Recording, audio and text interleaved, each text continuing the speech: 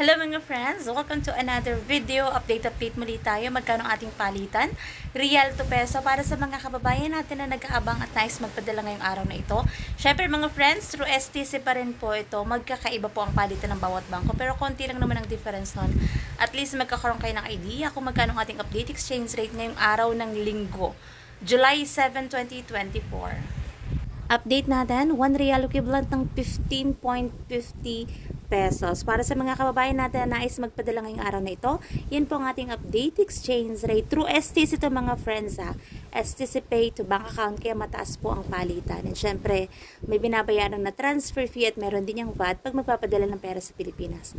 Ang lagi ko pa rin paalala para sa bawat isa sa atin na matuto tayong mag-ipon, magtipid at matutong mag-invest.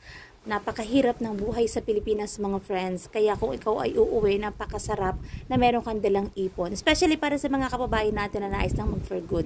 Napakasarap umuwi sa Pilipinas na meron kang ipon na magagamit mong pang negosyo kung nais mong magnegosyo, kasi batid naman natin na napakataas ng bilihin ngayon dito sa Pilipinas, at kung meron kang negosyo ay napakalaking tulong yun kung ikaw ay mag-i-stay na sa Pilipinas, kasi mas masarap mamuhay dito kung meron kang income. Kaya matutong mag-ipon habang may panahon pa mga friends, matutong mag-ipon para sa iyong sarili at para sa iyong kinabukasan. So that's it for today's video mga friends.